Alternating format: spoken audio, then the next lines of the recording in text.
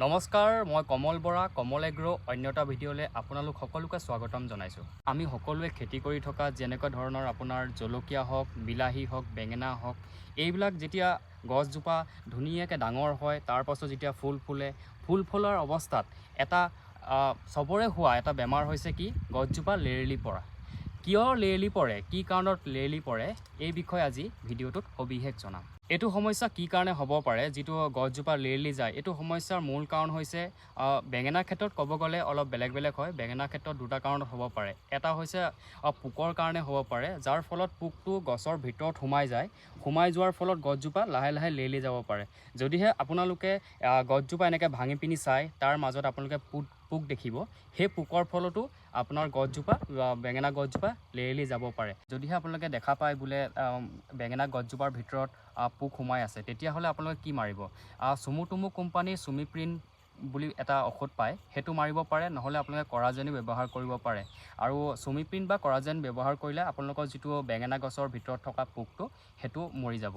আৰু লগতে যদিহে বেক্টেৰিয়াজনিত কাৰণত হয়, ধৰি লওক জলকীয়া, বেঙেনা, বিলাহী, এইবিলাক বেক্টেৰিয়াজনিত কাৰণত হ'ব পাৰে। বেক্টেৰিয়াজনিত হ'লে আপোনালোকে গম পাব গছজোপা যথেষ্ট পৰিমাণে ডাঙৰ হ'ব, ফুল ফুলা ফ্লাৱাৰিঙৰ অৱস্থাত দেখিব পাইছে, এনেকুৱা ফ্লাৱাৰিঙৰ অৱস্থাত গছজোপা মৰহি যাব পাৰে। মৰহি গ'লে মানে কি ব্যৱহাৰ কৰিব? সেইটো হৈছে কি, আমি এটা মেডিচিন ব্যৱহাৰ কৰোঁ, এইটো চাব পাৰে চাই কোম্পানীৰ ৰুবি বুলি কয়, এই মেডিচিনটো আমি ইউজ কৰোঁ। এইটো মেডিচিনৰ ফলাফল যথেষ্ট ভাল। এইটো আপোনালোকে প্ৰতি লিটাৰ পানীত প্ৰতি 1 ml কে আপোনালোকে ব্যৱহাৰ কৰিব পাৰিব, যদিহে আপোনালোকৰ বেক্টেৰিয়াজনিত কাৰণত গছজোপা মৰহি যায়। এই চাইৰুবি মেডিচিনটো মৰাৰ পদ্ধতি আছে, কিছুমান পদ্ধতি আছে। ধৰি লওক আপোনালোকে গছজোপাটো ভালদৰে স্প্ৰে কৰিব লাগিব, ভালদৰে তিয়াই দিব লাগিব, লগতে গুৰিত মাৰিব লাগিব, যাতে শিপাত আপোনালোকে মেডিচিনটো পাই যায়।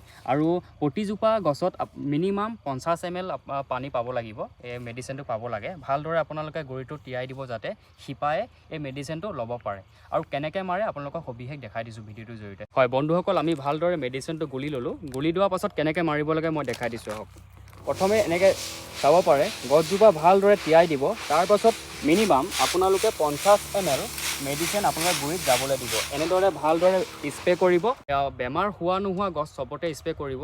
এনে নহয় যে বেমাৰ হোৱা গছত স্প্ৰে কৰিব, বেমাৰ নোহোৱা গছত স্প্ৰে নকৰিব, তেনেকুৱা নহয়। বেমাৰ নোহোৱা গছতো সমান পৰিমাণে আপোনালোকে স্প্ৰে কৰিব। আৰু যদিহে আপোনালোকে স্প্ৰে কৰি ভাল ৰিজাল্ট পায়, তেতিয়াহ'লে আমাক কমেণ্টত জনাব। আপোনালোকৰ এটা কমেণ্টে আমাক ভিডিঅ' বনোৱাত যথেষ্ট সঁহাৰি জনায়। এনেদৰে আমাৰ ভিডিঅ'বিলাক পাবলৈ কমল এগ্ৰ চেনেলটো ছাবস্ক্ৰাইব কৰি দিব। ধন্যবাদ।